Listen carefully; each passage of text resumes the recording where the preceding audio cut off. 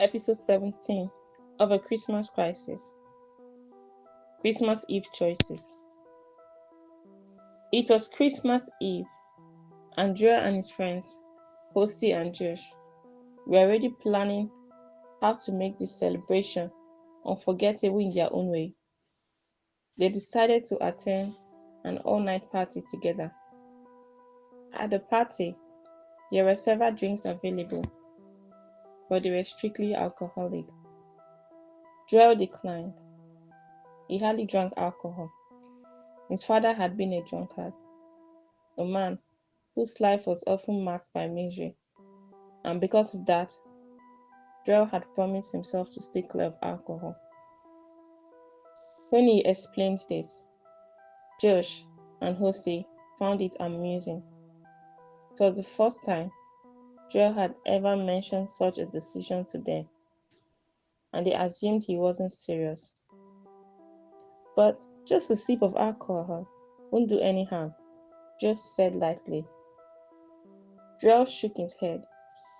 I mean it. I'm not taking any alcohol. The conversation died there. The three boys fell silent and began to move to the rhythm of the loud music filling the room. Not long after, a lady approached where Joel, Hosie, and Josh were seated and whispered something into Josh's ear. Josh responded with laughter and cheerful nods. Moments later, he stood up and followed her, leaving Joel and Hosie watching curiously. When Josh returned, he was holding 3 small cups, which he placed before them. Surprised, Joel asked what the cups were for. Hosie, who didn't seem surprised at all, answered quickly. He said they were meant to help Joel control how much alcohol he would drink, so he wouldn't overdrink. Josh smiled in agreement and began pouring alcohol into each cup. Joel didn't argue, he simply watched. Suddenly, Josh reached into his pocket, pulled out a small wrap, and poured some of its contents into his own drink. Joel watched in shock. He knew exactly what it meant.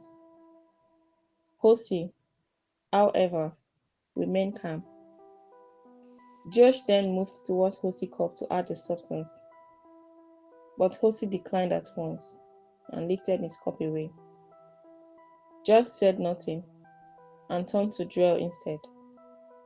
Joel quickly picked up his own cup and gestured firmly that he wanted nothing added to it. Clearly disappointed, Josh hissed and shrugged.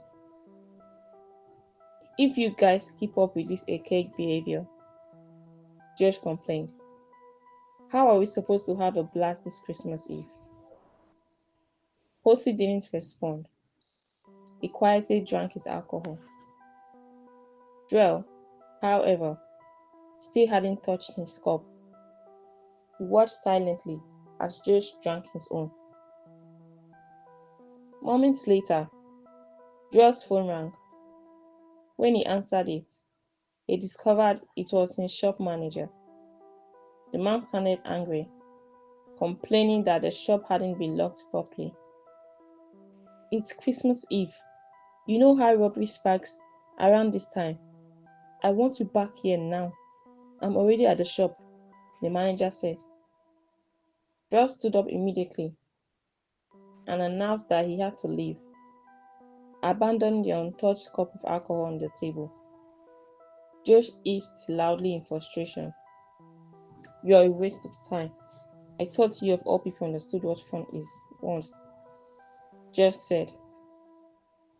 Joel said nothing. He turned and left without a word. At the shop, the manager demanded an explanation. Joel apologized, saying he hadn't realized the mistake. In truth, he knew exactly why it had happened. He had been in a hurry to meet up with Josh and Hosie for the party. After locking up properly, they parted ways.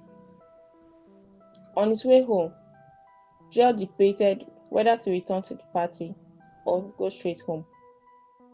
He loved parties, but this one had already left him uneasy. Alcohol was the only drink available, and worse still, Josh had introduced illegal substances. After some thought, Joel chose to go home. The next morning, Christmas Day, Joel was woken early by his ringing phone. It was Hosie. His voice was tense and urgent. Joel, please come back to the party venue. Josh is out cold. It has to be the substance he added to his drink. Others are out too, and the people who are still okay are leaving before the police arrive. Please help me. Joel agreed instantly and rushed to the venue. As he moved, memories flooded his mind. He remembered the Christmas Eve years earlier when he had been brought home drunk, just like his father had so often been. He remembered the disappointment on his mother's face when he regained consciousness. That moment had changed him. Ashamed, he had promised himself never to drink alcohol again.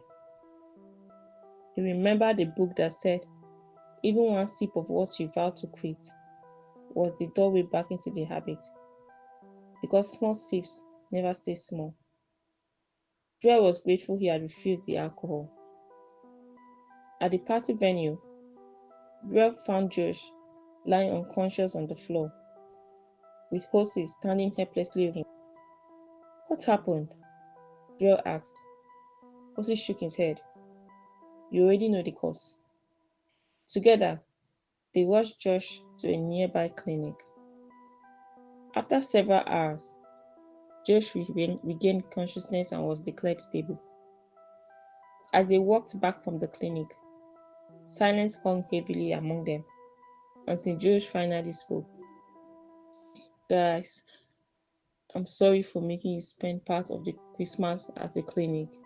It won't happen again. Hosie, clearly irritated, reminded Josh how lucky he was they had acted quickly.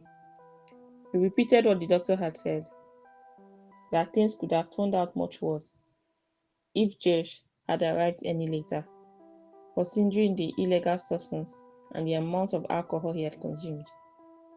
Josh said nothing, his regret evident. Joel nodded and spoke quietly. That's why making the right choices is always better than chasing a spark in dopamine. In the end, it's the outcome we are left with. Josh nodded, sober and thoughtful.